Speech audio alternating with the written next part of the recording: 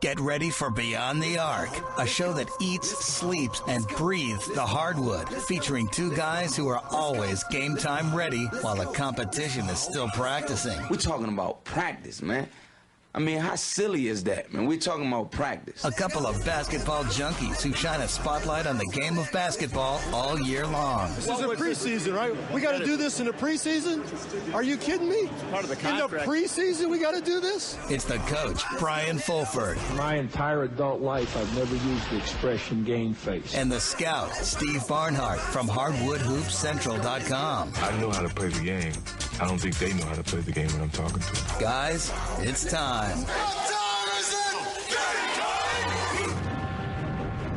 Hello and welcome to another edition of Beyond the Arc, presented by TNT Elite Hoops, live in the 740 The Game studios and the iHeartRadio network. My name is Bryan Fulford, and I'm joined by my partner in the backcourt, Steve Barnhart from HardwoodHoopsCentral.com. And also joining us on the show tonight, special guest Mike O'Donnell joining us. So it's I got like the applause and everything, man. Applause. Yeah. So it's like we got the coach, the scout, and the player. Right. Yeah, we got a whole team tonight. We got a whole team. We could do 3-on-3s tonight. We're good. I don't know how good we'd be, but we could do some 3-on-3s. No, we all need 45 minutes of pre-stretch time before that, man. I might need about a good 45 days of pre-stretch time. So if you're in the Central Florida area listening to us, you know Mike from UCF. The UCF Knights, of course, played basketball for Coach Spiro from 05 to 08. Little bio here, so just for those who don't know. Mike started 89 consecutive games at point guard. Now, was that pretty much every game during the, 3 or 4 years you were there? Every game at UCF, yeah. Started a few games at NC State when I was there my freshman year, but I'm still paying the price. I got to take ibuprofen every day, man. Ooh, wow. Playing that much. See, that's the untold story right there, the grind of college athletics.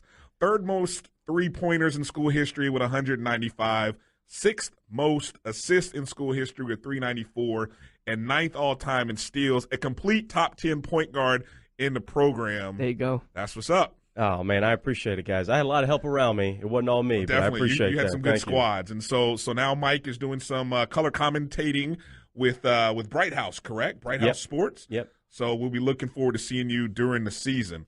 So get into this show. We want you to interact with us on Twitter. You can follow us at BTA Hoops. On Facebook, it's facebook.com/Beyond the Arc podcast. And Steve, well, of course, you missed the point. You missed the finger point. Well, I always wait for the pause, and then I try to make it a less than awkward pause. For the rest of the information on the show, go to HardwoodHoopsCentral.com. Click on the Beyond the Arc radio tab. You'll be able to go to that page and all of our contact information. Where you can follow us, where you can access previous shows will all be on the website. So check us out there, HardwoodHoopsCentral.com, and send us a tweet, give us a follow, whatever you want to do. Sounds good. All right. Well, hey, let's get this show going. And it's my favorite sounder that I love to start our shows with. It's the opening tip. Hit it, Diddy. The ball is Go ahead. Object. The worst song. Okay, let's ever. get it out now. Obviously, you were playing games probably, but one shining moment. As a player, former player, does one shining moment elicit any kind of memories or good feelings about the NCAA tournament when you hear it? I'm going to be honest with you. When I was a player and I first heard the song, I said, this does not feel like basketball to me. Now that I'm an old man and retired, when that song comes on, I got a little back sweat going right now. You know what I mean? I'm just so excited as soon as I hear that song. That's when okay. I was a player, it didn't make sense to me. It really didn't. Okay. But I love it. I think from a player's perspective. See, the rest of you guys can be old and be curmudgeons and be all that and do all that good stuff. I think from a player's perspective, no player wants to hear that. Yeah, but they're the minority. They're playing for us who are watching. They're the reason why you watch. Well, but look, we're the ones watching. They're playing. We're watching. We're enjoying. we're exactly right. It had to grow on me. Give it a chance. Yeah. I think there's 64 teams in March who want to hear it 2 months later. Yeah. Well, but you know like what? it or not, they want to hear it. It's because those have been transitions. That's what they've been. What's the word I'm looking for? They've been conditioned to listen to that. Exactly. They could have played, hey diddle diddle. And You're everybody would have been cool with that. I can't wait to hear Hey Diddle Diddle. Oh, man. I can't wait until the tournament comes. You will get so sick of that song that you will learn to love it. No. All right, so anyway, getting into our opening tip segment, we get a nice little juicy let's just start with Steph Curry. Steph Curry recently released an ad, and why don't we just play the ad and then get into it, because it's a real interesting take on how Steph Curry has grown from what he was evaluated to be and what he has become. Right. Steph Curry with the shot. 0 to 100. Stephen Curry, 6'3", 185 pounds, position, point guard. Stephen's explosiveness and athleticism are below standard. He's not a great finisher around the basket. He needs to considerably improve as a ball handler. Often struggles against physical defenders. Stephen must develop as a point guard in order to make it in the league.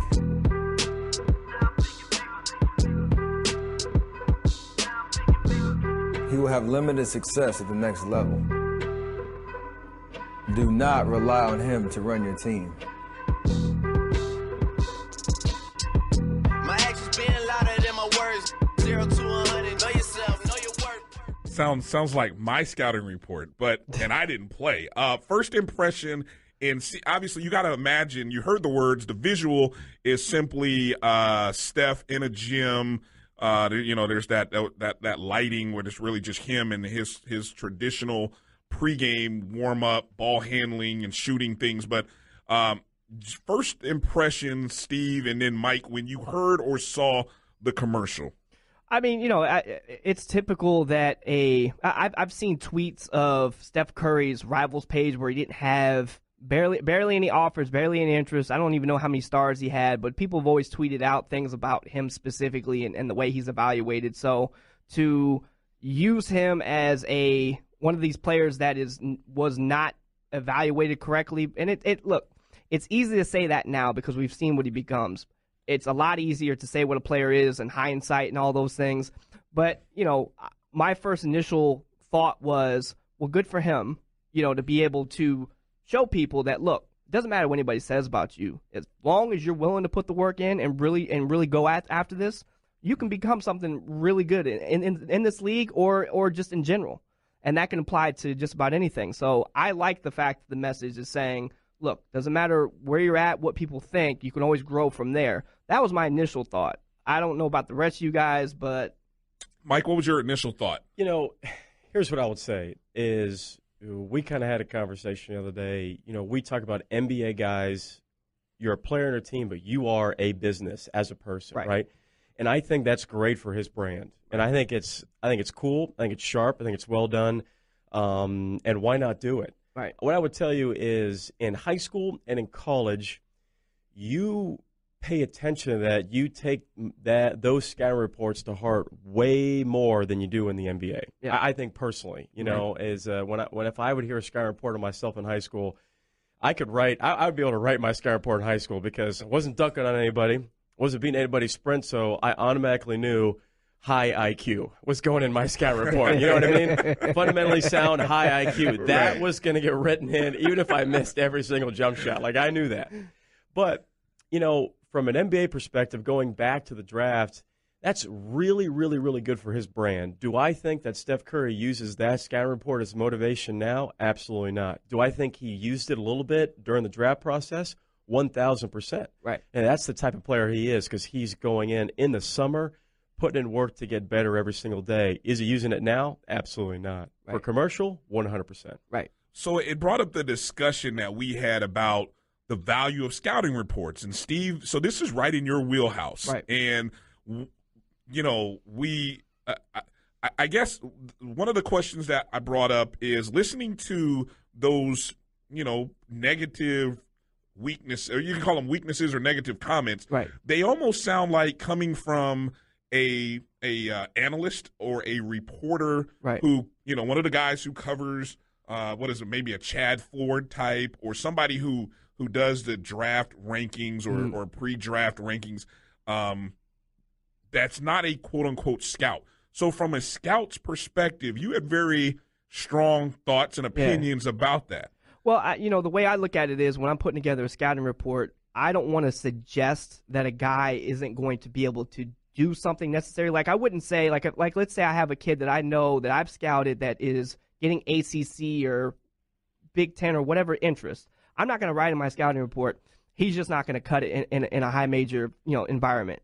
I might give a scouting grade of a mid-major, but I'm never going to write in there, don't even worry about him being a high major. If you do that, he's going to be unreliable. He's not going to be able to play at that level. I'd never do that because I look at it like this. As at least from my perspective, I look at it as I'm advocating on behalf of a student athlete who didn't necessarily know I was watching them, and I'm disseminating that information out to college coaches all over the country.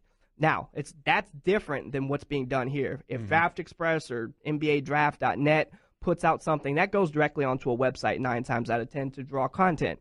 So it's being put out there for public consumption.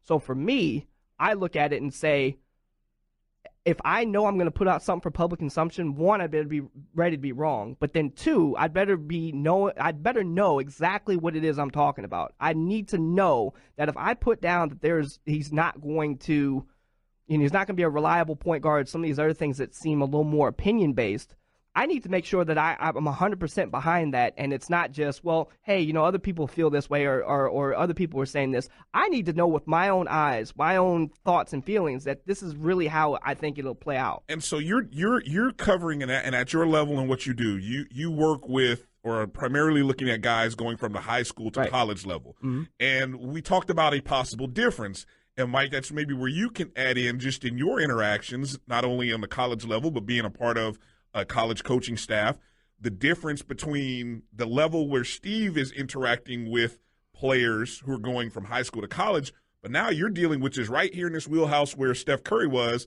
from college to pros. And we kind of talked about it. Is there a difference? And what is the big difference? Yeah, I think there's two huge differences. And the first one being is from high school to college, it is purely talent. I mean, almost 99% of the time it's purely talent. You have that small select few where there will be a coach that won't recruit a player because it will fit that system/culture. Right. I think culture is really important for a select few of coaches. I think it's important for all coaches, but there are a small number of coaches who take that to heart, and even if he's a McDonald's All-American, #1 player in the nation, they won't recruit him because it doesn't fit their culture. It doesn't happen often, small amount.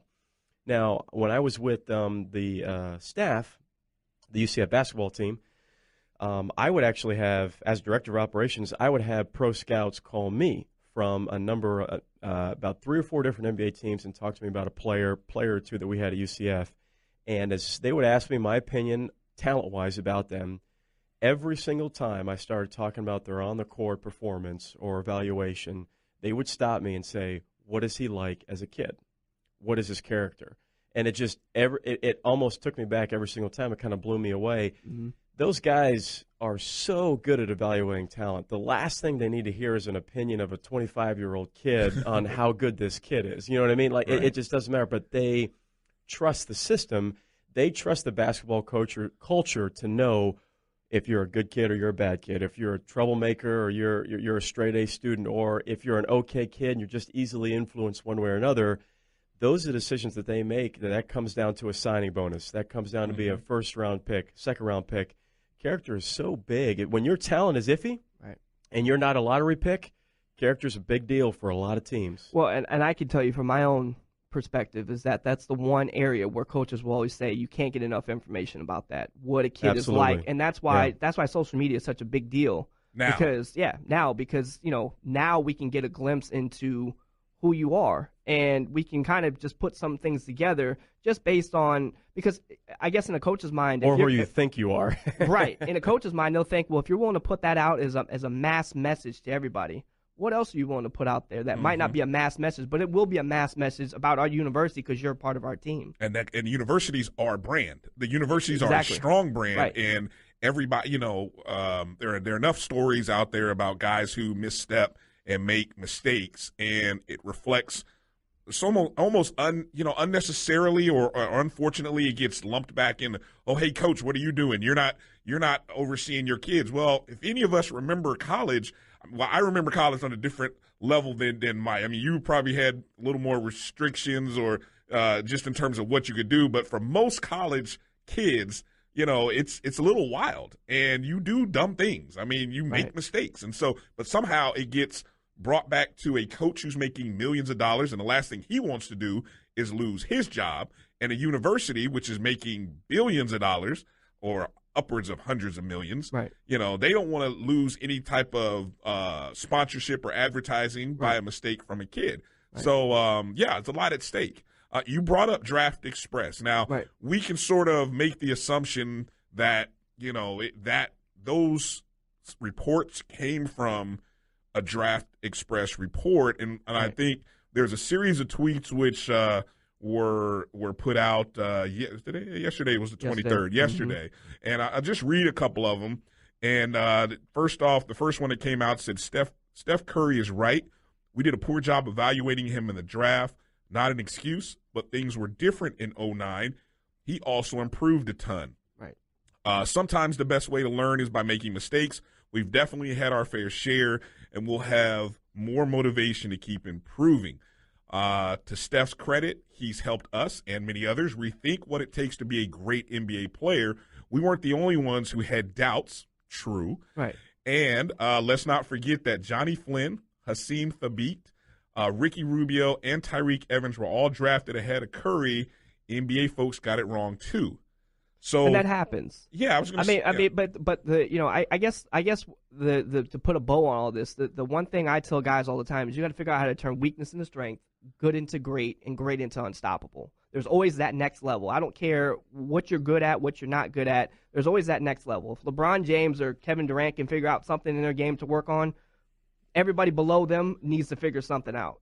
So Steph Curry is a guy who turned a weakness into a strength, turned something that was good about his game into something great, and then turned great into unstoppable if you look at how good of a scorer and three-point shooter he is. See, there's a part of me that thinks like those reports in 2009. Like, for example, I'm looking at a report for James Harden from this when did James Harden come out? He came out about the same time, didn't he? Or maybe a year before or after? Right. Okay. Around then. So his report, his weaknesses, mid-range game, turnover prone, ball handling skills with either hand, limited upside, unorthodox style, average athleticism, average size, ability to shoot off the dribble. Those were his weaknesses, really, ability to shoot. Right, but you know what those both these guys that we're talking about have in common? Both of them, I believe, were the leading scorers in the NCAA at the time. Right. Both in very unique systems. And actually, I totally forgot to talk to you guys about this yesterday. We talked about the Draft Express situation. You can take that back even earlier when Steph Curry made that and Davidson made that ridiculous. There's no way Davidson should make a run like that. That was his junior year, it's just spectacular. Yeah. Roy Williams came out and said that it was his biggest recruiting mistake of his career. Missing on Steph Curry because Steph Curry wanted to go to North Carolina. Yeah. And Roy Williams went and watched him play, just wasn't quite good enough in high school. His father's own school, exactly. Virginia. His father was jersey retired in the rafters at Virginia Tech. And people blast Seth Greenberg for that. And if you were in the same situation and you watched this skinny, wiry kid in high school, you said, how is this guy going to be able to play against Duke and North Carolina, and NC State and Wake Forest? You're like, there's no way. He's 115 pounds soaking wet. I think the story of Steph Curry is only going. Where can it go? Have we gotten to that point of we've sort of accepted him as the non-traditional MVP? He is what every coach should be wanting their kids to be, because you know what? For years, coaches have been saying, don't worry about dunking, worry on the fundamentals, learn how to dribble, learn how to shoot, learn how to pass. If you're blessed enough with the athletic ability to be able to dunk, great, but that's the small minority. Steph Curry is like the role model now for hundreds of kids. I mean, can the story go to another level, or are we sort of we need to appreciate it at its peak where it's at now? He's not like this player. So don't just jump all over me for this. So stay with me here. But I think the NBA has been dying for a type of player. The NBA viewing audience has been dying for a type of player like Allen Iverson, who isn't a monstrous athlete, freak nature, just going to dunk on everybody. Now, Iverson was an incredible athlete, but he did so much on the wing and the top of the key that you tuned in to watch what was he going to do in a one-on-one situation. Yeah. And when he left and stopped playing, and he's, arguably the toughest player to ever play in the NBA was Allen Iverson, but he was so flashy in a prolific way and in a consistent way that you watched him just to see what was he going to do in a one-on-one situation. And that's what we do for Steph Curry. Yeah. There's no reason for kids in Orlando to be tuning on the TV and watching the Golden State Warriors. Exactly. But what he does with the ball, that's Harlem Globetrotters, there's no way you should be able to pull that off. And now kids are trying to work on these moves, which is a whole we could spend 45 minutes talking about that. Right. But he brings a level of entertainment to the NBA that is comparable to Allen Iverson because he's not drop-step dunking on anybody. He's not blocking any shots. He's not dunking from the free throw line. He's not overpowering people. Right. He is finesse scoring at an incredible level. It's awesome to watch. Yeah, guys like that are needed to emphasize that skill is still very important. Agreed. All right, when we come back from this break, we're going to get into some college action. We are I forgot my countdown, but whatever I said the numbers were last week, we're down to probably 12 days to the start of practices. So we've got some college basketball talk to get into. You are listening to Beyond the Arc, presented by TNT Elite Hoops on the iHeartRadio network. Welcome back to the show that eats, sleeps, and breathes the hardwood. Beyond the Arc, presented by TNT Elite Hoops. What are you doing? I'm doing two things. What? I'm making them mad. Most guys don't play good when they're mad. Look, you know you're embarrassing me. That's what you're doing. Yeah, well, that's the other thing I'm doing. I only have 4 words for you. White men can't jump. If you're looking to show off your individuality and show everyone what you stand for, let iSlide do the talking for you. iSlide is a premium custom athletic slide company that offers one-of-a-kind, comfy, customized slides that allow you to put your image and artwork on the slide. You can even design a customized slide featuring your favorite NBA team. Camps are opening up soon. Visit iSlideUSA.com now to check out all of the variations and design styles that you can create from your own laptop or PC. That's iSlideUSA.com. And for listeners of Beyond the Arc, use promo code BTA15 and receive 15% off your order. Again, use promo code BTA15 on iSlideUSA.com and stand in what you stand for with iSlide. Brian Fulford, joined by Steve Barnhart, HardwoodHoopCentral.com, Mike O'Donnell from we can say Mike from Bright House Sports Network. I guess we could say that, right? Sure, you give that a shot, man. Right. It's fun. See how that sounds. Well, you sound like you were going to say something there, Steve. I'm looking at you. All right, so we are. You know what? I was trying to find my countdown clock from where we are in terms of. This is bad radio, but I was looking. Only reason because I wanted to do the countdown. Thank you, Diddy. The countdown on where we are. He gave you the 60 minutes countdown too, with the number of games. Okay, so here we are. We are. I'm gonna do some math here. Let's see if I can impress somebody. Uh-oh. We are 8 days from the start of practices. Okay. 50 days until the season tips off. Okay. 171 days to Selection Sunday, and 191 days to the Final Four in, let me see, you should know this. Houston. I was going to throw it to him, but you know where it's at. Okay. Houston. Sorry. All right. Anyway. I didn't mean to, did you know it was Houston? I knew it was Houston. I go every year. It's the best show ever, man. I love it. Look, we've got to find a way to look. Our goal, we've got to take this show on the road to, the Final Four in Houston. So, all right, so let's kind of get into, before we get into talking about some teams that we like, let's quickly kind of talk about some of the upcoming changes that are happening in the NCAA. for the upcoming basketball season. I guess the first big headline would be the 30-second shot clock going now from 35 to 30. Correct? Right. Mm-hmm. Absolutely. Thoughts, Steve? Thoughts? I like the fact that the game's speeding up. I think that was a big factor in a lot of the rule changes was pace, and I particularly prefer to see a quicker game. And I'd like to know that these guys are being. I'm a big proponent of high school shot clocks because I want guys to be prepared to play the pace at college level. Well, if I want the college level guys to be prepared, I want the shot clock to be what's representative or at least close to what you see in the NBA. And a lot of people's counter to that is, well, you get worse shots. And I'm like, you've clearly never watched enough basketball because you don't. I could hug you right now. Yeah. I could hug you right now. That's one of the greatest things I have ever heard anybody say. I love it. I didn't mean to cut you off, but I love it. You're good. What I would tell you is the thing that's always frustrated me is high school, same three-point line as college, and then it is a catastrophic leap to the NBA and even European. And it just drives me nuts. It should be high school should be where it's at right now. Should go back a foot, maybe a foot for college. I'm not going to be picky, foot, 6 inches, whatever. It should go back a little bit for college, and the college should be the middle point always. Yeah. Shot clock does not mean bad shots. Right. Shot clock means that coaches have to have a proper offense in place, right. Teach players how to score, how to run offense, and not stall in high school and have 35 to 30-point games. And it emphasizes guys having to be high IQ players, as you once described yourself as being, understanding exactly when to score and where to score. Understand where you're supposed to be to score. Bottom line. 100%. I agree 1,000%. Now, I think there's going to be some teams are going to struggle with it a little bit.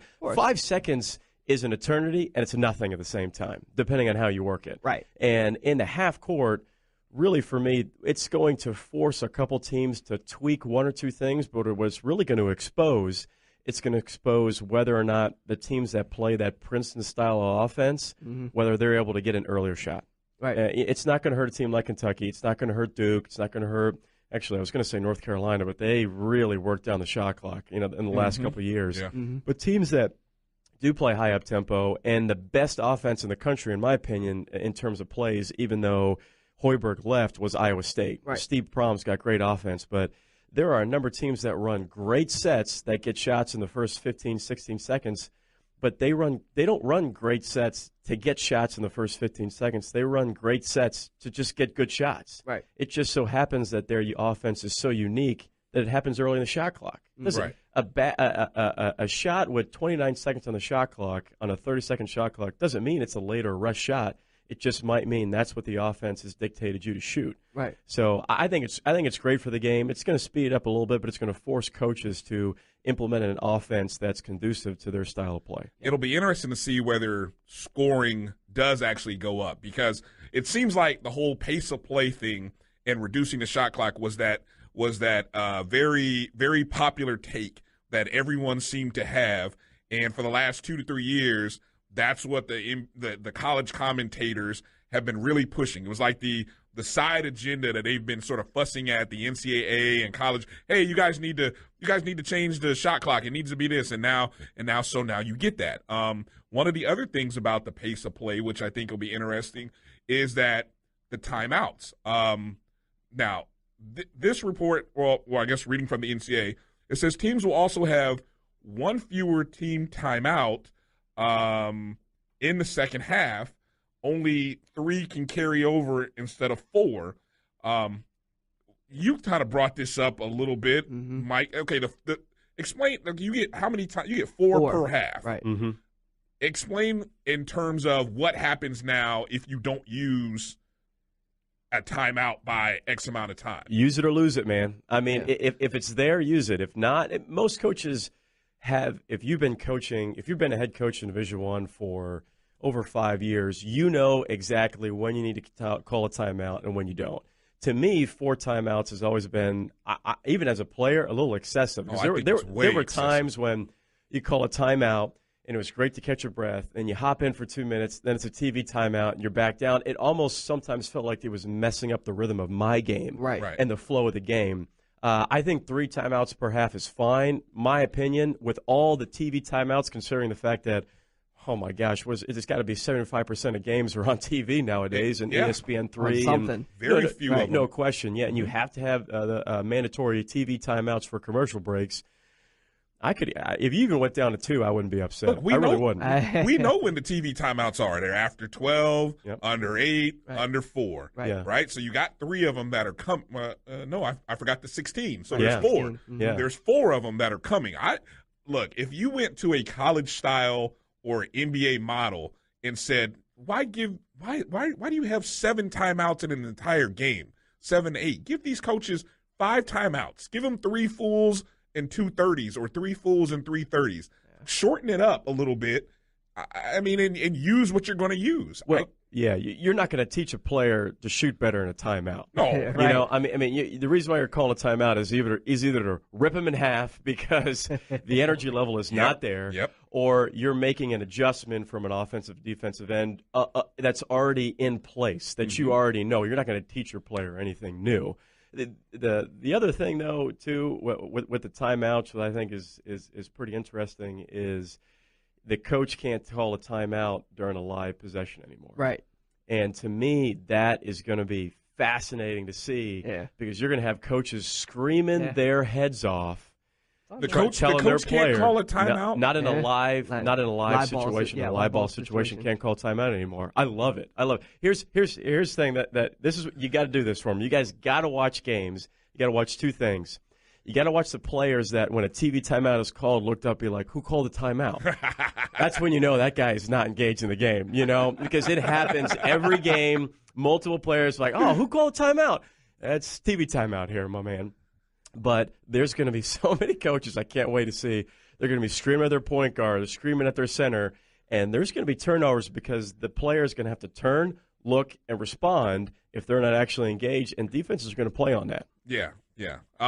So let's see. Also, you've got under the pace of play, removing the ability, or you just called that about the timeout, allowing a total of only 10 seconds to advance the ball to the front court. I like that they're bringing the arc out more. But under the basket, bringing it out a foot, reducing charges a little bit. From reducing 3 feet to 4 feet. Let's be honest. This game is becoming more finesse. So if we don't want contact, you got to figure out a way to reduce the contact. Well, why not? If you're going to do that, why not just open up the lane? Just open up the lane and use the – I still don't understand – look, you can diagram the court. I don't understand the whole diagram which has a college court. Why do you have the NBA – lane with the interior lane of the college and high school? It's almost just open everything up at the college level to the NBA size lane. Yes, my opinion, that's just branding. Yeah, my opinion. I mean, that's just TV branding. I mean, you put it down there because you want to say this is the NBA line. You just want to get your players ready. Yeah. Whatever they do to the arc, I honestly, and I'm not trying to say this in a mean way, I don't care because refs will never get it right. It's impossible for a referee, for a human being, to know exactly if your feet are planted and how upright you are with the law of verticality, putting your arms straight up. It's such a human error call. It might be the most human error call in sports is the charge. It's impossible to figure out. They're going to move it forward. They're going to move it back. They're going to make it a square soon. You know, they're never going to get it right. And I think it's people get really upset about it. And I just say you got to have Mike has taken a few charges in his day, and we can see that it was pointed the other way. Oh, no question. Let me tell you. Let me tell you. We had a play. I'll give you a quick little story. You brought up Hashim Thabit. Every time someone says his name, I mean, I get dizzy because we played UConn at home and we lost to them. I missed a shot at the buzzer to beat them. Mm-hmm. And there was a good team. They had Rashad Anderson. I think they made it to the Sweet 16 or Elite 8 that year. It's a great team, man. Really, really good. But they had Hashim Thabit. And he's 6'11", 7 foot. And but he was a tank, too. He wasn't just skin and bones. And we had a baseline out of bounds play. We scored on our baseline out of bounds play 80% of the time. Coach Sparrow had an incredible system in place. He did. Yeah. And we had a lot of our plays where it was a line play, and you had one guy pop out to the free throw line. I always took the ball out. I threw the ball up, and I'd have to step in and set a back screen to initiate 85% of our baseline action. Ooh. 85%. And I remember he sets me aside during the game and goes, Mike, you know, we kind of prepare for this, letting you know you're going to get rocked tonight. And I was like, yeah, sure, no problem. You know, I'm 135 pounds with full pads on, soaking wet. And we ran baseline out of bounds. I look at him. He calls a play, and I'm like, oh, boy, here it comes. And I step in. Hashim Thabit turns around and clotheslines me, not illegally, but just destroys my whole throat area. Didn't know you were there. Had no idea you were there. I fell over, and they called offensive foul. So, you know, everybody's going nuts, and I'm like, hey, man, you know, I'm about to check me into Florida Hospital over here, man. You know what I mean? So we have to go baseline out of bounds again. Coach Sparrow calls the exact same play again. We run it, and I'm like, you know, give it a do it. And I step in. He turns around, destroys me again. There's no flop. Jim Calhoun's going nuts. He thinks I'm flopping. I look over at him, and I actually walk over to him. I was a coach, I'll be honest with you. I'm not flopping. He's just destroying me. You got to tell Coach Sparrow to stop. I don't want to run that play anymore, man. You know, and so that's baseline out of bounds is such a great way to run the offense. But yeah, I've taken a few charges in my day. I maintain when you watch a game, I always say you always can tell great coaches will get you 8 points a game from their sideline and baseline out of bound plays. As somebody told me that, you know, I always look at that on a dead ball situation to see what kind of sets run from the sideline and what's running under baseline. Because look, when you have a good offense, your players are going to do the work. They're going to do the work for you. And so, you know, most great shooters are great screeners. You look at J.J. Redick, he might be the best wing screener in the NBA. You watch him play for the Clippers, he will do a down screen, cross screen, or up screen before he gets screened 95% of the time. Is you have to force the defense to make a decision. Yep. And if they make the wrong decision, stay on you. You got a layup. But I always tell shooters all the time, I say, how do you get open? How do you get shots? I say, I look screen all the time. I would always try to screen. It wasn't me. I would learn from great players, but you'll find most great shooters are great screeners. Right.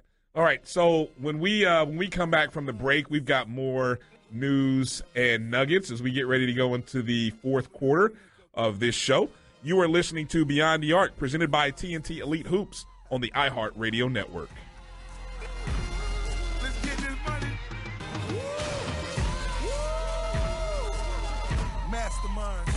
Welcome back to the show featuring two hoops junkies who need to work on their free throws. Beyond the Arc, presented by TNT Elite Hoops. Visit TNTEliteHoops.com to make your hoops game better today. Buddy, get the ball to Jimmy, top of the key. Spread the floor. Let's go.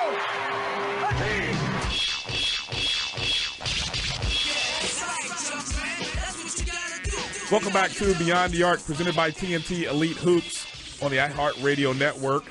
Brian Fulford, joined by Steve Barnhart, HardwoodHoopsCentral.com. Mike O'Donnell from Bright House Sports Network, sitting in, joining us in the fourth quarter.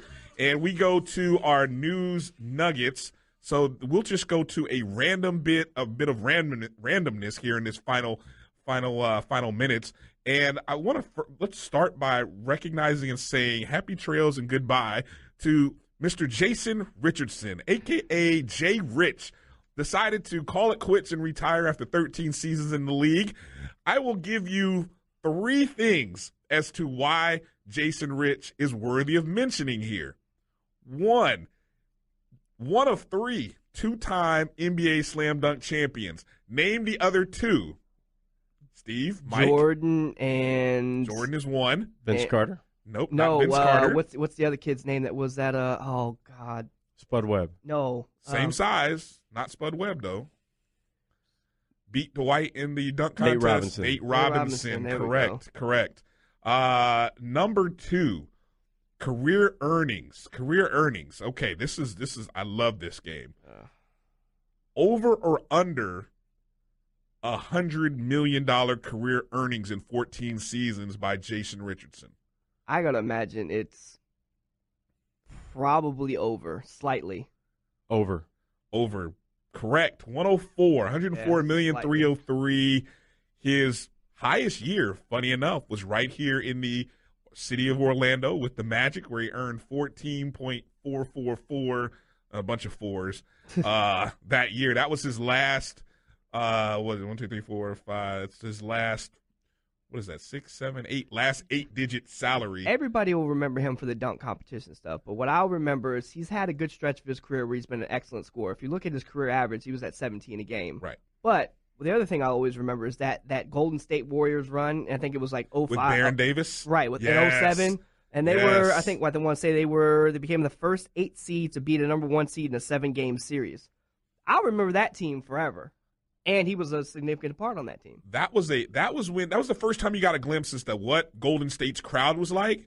Unfortunately, it took another 5 years for them to get to the playoffs again. Yeah. And so you kind of forgot about it, but we always kind of held on to that 05 season. Do you want to make the same award comparison to the dunk competition you did last night? I'm moving on. Moving on to the next news and nugget. Inside joke. Next nugget, this just reported by Chris Broussard. And he did it in all caps. So go back and look at Chris Broussard's timeline. In all caps, he was really excited to announce that Tristan Thompson had, and I think he said he had signed a 3-year, $53 million deal with the Cavaliers. In all actuality, though, he offered to take a 3-year, $53 million deal instead of the 5-year, $80 million deal. The Cavs haven't accepted, and if they don't accept by next Thursday? Yeah, October 1st. Then he becomes he can take the qualifying offer, and if he does that, then he'll make I think $6.8 million to become an unrestricted free agent. If he becomes an unrestricted free agent, then at that point, basically what happens is he would not re-sign with the Cavs long term. History tells us unrestricted free agents who sign a qualifying offer. Now, why would the Cavs wait so long? You know what? The one thing I will say is they've got Timothy Mozgov, a guy they're going to have to sign after next season. So maybe there's the thought that, hey, we know we're going to have to come out of pocket big time for this guy because he's making $4.9 million. But for a guy with his skill level and his size, you see what these other guys are making, $17, $18, $19, $20 million. That's a big pay bump. So we're talking $15 million more after this season that he's going to want. So do you really want to pay a backup that much money? While we're talking contracts, Harrison Barnes turned down 4 years, $64 million extension. Good move, bad move by Harrison Barnes? Good move if he's wanting to get more minutes and more play somewhere else. Bad move if he is interested in still winning. I agree with that 100%. If he wants to stick with his crew, which I think they need him and they want him, I think it's a bad move. Yep. The number 1 draft pick from the 2013, right? 2013 draft, correct. Anthony Bennett, was bought out by the Timberwolves for just the bargain of $3.6 million. Now, here's what you're going to hear. Anthony Bennett, bust, no bust. We hate to use the word, but like I told you guys last night, the shortened version of what I said, my synopsis last night was basically he's not a bust because at the end of the day, it's not him being picked number 1 overall. He's not picking himself number 1 overall. It's the team who picked him number 1 overall. We're the ones that put the value on the number 1 overall pick and start assigning busts and all this other stuff. If Anthony Bennett doesn't go number 1 overall to Cleveland, let's just say Victor Oladipo goes number 1 to the Cavs. Who knows? Maybe the Magic draft Anthony Bennett. Do we still think the same of Anthony Bennett?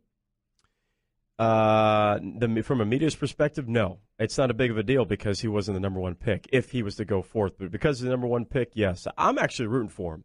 Yep. He spent a lot of time with Drew Handle a Pure Sweat over the summer, shed some of that baby weight, and he put in a lot of work. I'm rooting for him. He looked good in the international play. I thought he looked good. Yeah, he looked good. Yeah. He really did. But he's going to be a role player for the rest of his career. Oh, of course. All right.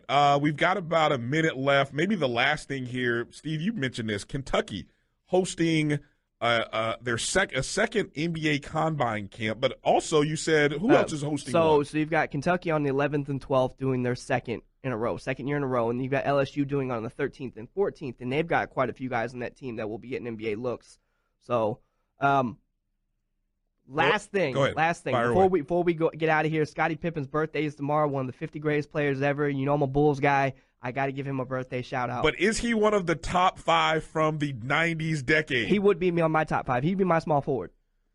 I would put him over Charles. We'll have to have you on that podcast, Mike, because that was a discussion last week. Man, top 5 from the 90s. That's a great talk. That's top a great 5 talk. from the 90s. Yeah, how about top 5 from the 90s who didn't win a championship? Okay. Then Charles would be my small forward. That's a great discussion to have, man. Oh, that's right. Yeah, because you got guys like Pat. You got Carl Malone, John Stockton. Yeah, that's nice. All right. So, Mike, where can they find you on Twitter? You can look Mike O'Donnell on Twitter, but my handle is MOD, the number 4, and the word 3. That's right. MOD for 3 on Twitter. Follow me. I'll be tweeting UCF basketball stuff. It'll be a blast. And Steve, you're everywhere. I'm everywhere.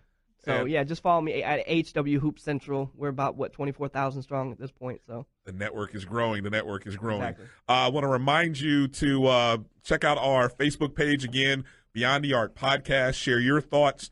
We're going to be doing some more podcasts coming up on Blog Talk Radio. We're planning, trying to get our college and NBA preseason show together. Yep. You've got training camps, NBA training camps, media days are going on like tomorrow, this weekend. Mm-hmm. Training camps are coming up. By next week, we can actually start talking about the first preseason games because it's October 1, and that means it's time to start talking basketball. Move over, football. Move over. We're going into basketball season. That's going to do it for us. For Brian Fulford, Steve Barnhart, and Mike O'Donnell, you've been listening to Beyond the Arc, presented by TNT Elite Hoops on the iHeart Radio Network.